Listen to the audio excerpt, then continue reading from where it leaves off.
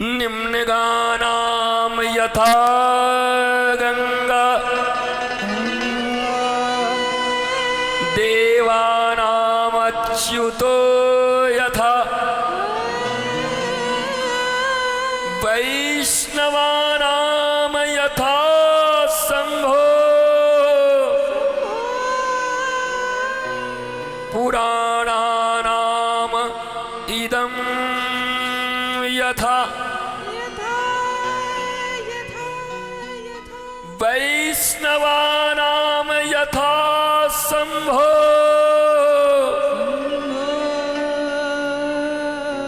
पुराणानाम इदं यथा। नदियों में गंगा सर्वश्रेष्ठ है, देवों में अच्युत भगवान श्री कृष्ण से उत्तम कोई नहीं। अच्युत नाम है जिनका, जो कभी गिरते नहीं, च्युत नहीं होते। अच्युत विदेशियों का कोई गोत्र नहीं होता, तो जब उनकी दीक्षा होती है तो अच्युत गोत्र बना के दीक्षा देते। वैष्णवा नाम यथासंभो, श्री राम और कृष्ण वैष्णव प्रेमी, दुनिया के सबसे बड़े वैष्णव कौन है? बोला यथा शंभो। शंभु से बड़ा वैष्णव कोई नहीं, महादेव से बड़ा वैष्णव। अब पुराना नाम इदम यथा, और पुराणों में श्रीमद् भागवत से बड़ा ऊंचा और श्रेष्ठ पुराण आज तक कोई व्यास जी ने बनाया ही नहीं है। श्रीमद् भागवत सिंह है महाराज, एक बार गरज गई तो सारे बकरी टकरी भाग जाते हैं, दुख रूपी कोई टिकता नहीं। भागवत की गर्जना जहां हो गई वहां कोई नहीं टिकता। तो वो भगवान शंकर क्या मांग रहे हैं? भक्ति दे दो। अब तुम क्या मांग रहे हो? वर दे दो, दूल्हा दे दो, पैसा दे दो, रुपया दे दो। और भोलेनाथ क्या मांग रहे हैं? भक्ति दे दो। और भक्ति मांगने के बाद अंतिम बात कहते भोलेनाथ कि प्रभु भक्ति दे दिया। भगवान राम ने कहा महाराज अब आप मांग रहे हो तो हमारी हस्ती है कि न देवें? हो गया आपका। अब भगवान मुड़ गए जाने के लिए। भगवान शंकर ने कहा रुकिए, अभी और कुछ चाहिए। अरे बोला भक्ति के बाद भी कुछ चाहिए?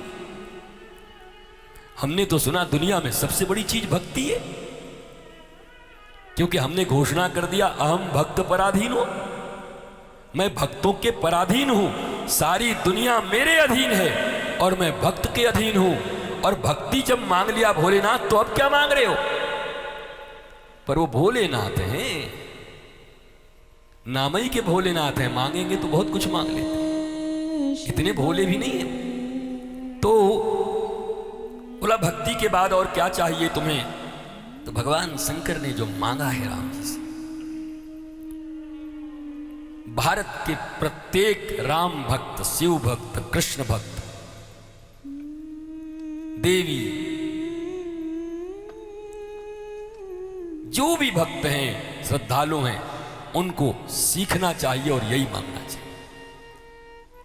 बहुत बड़ा सूत्र है महाराज, यह सूत्र हाथ लग गया तो भगवान श्रीरंग से वो वरदान मिल जाएगा जिस वरदान के लिए भगवान भोलेनाथ भी व्याकुल रहते। तो राम जी ने कहा कि अब मैंने भक्ति दे दिया, मतलब मैं आपके अधीन हो गया, आप क्या मांग रहे हो गया? अरे जगत पिता जगदीश ही जब अधीन हो गया तो अब क्या मांग रहे हो? भक्ति के बाद और कुछ मांगोगे? भगवान शंकर ने कहा इतना भोला नहीं हूं, पद सरोजयन पायनी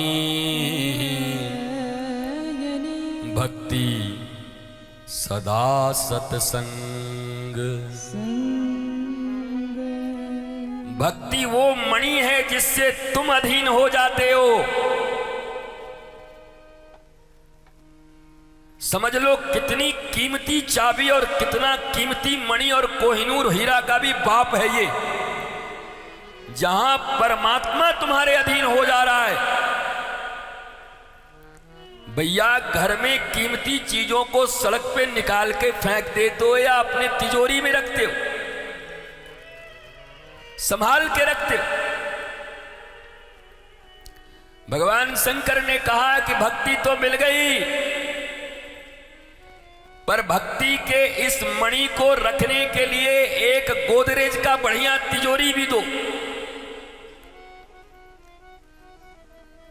भगवान ने कहा तिजोरी हो हम ही दे? बोला तब मणि तुम दोगे, तिजोरी कौन देगा? हमारा तो ना फ्लैट है, हम कैलाश पे रहते हैं,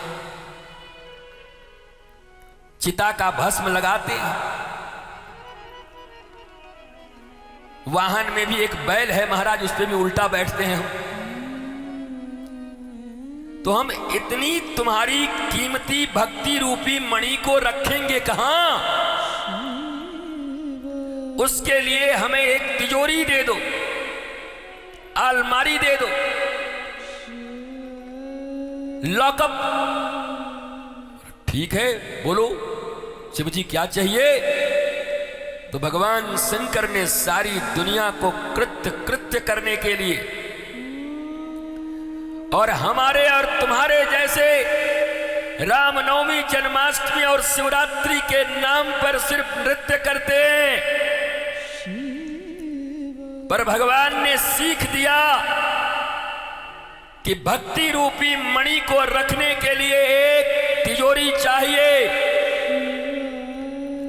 और उस तिजोरी का नाम है सदा सत्संग। जिसके जीवन में सदा सत्संग है उसकी भक्ति को कोई नहीं छीन सकता महाराज। भगवान Shankar according to him, it's not my opinion. 7 दिन की इस कथा में भक्ति देवी तो तुम्हारे हृदय में बैठ गई, लेकिन हिफाजत कौन करेगा? जैसे ही विषयों के संसार में निकलोगे, लूटने वाले इंतजार कर रहे हैं, अपनी वासनाओं से, तृष्णाओं से, ऐष्णाओं से, दुष्प्रवृत्तियों और दुस्संगति से तुम्हारे इस कीमती भक्ति के मणि, जिसके कारण तुम और तुम्हारे परिवार आनंद में जियोगे, उसके छीनने वाले भी इंतजार में घात लगा के बैठे हैं, जैसे यहां चैन स्नेचर बैठे हुए थे, जैसे तुम्हारे गले में लगे हुए चेन को काट लिया उन लोगों ने। वो लुटेरे पग पग पर बैठे, वो तो फिर भी कोलार का सोना लूट ले गए हैं।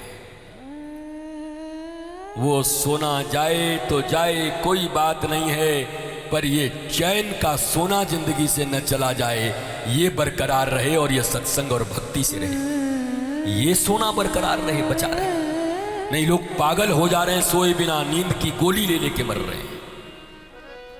चैन की नींद जिसको कहते हैं, भैया हम तो आराम से चैन की नींद सोते हैं रात।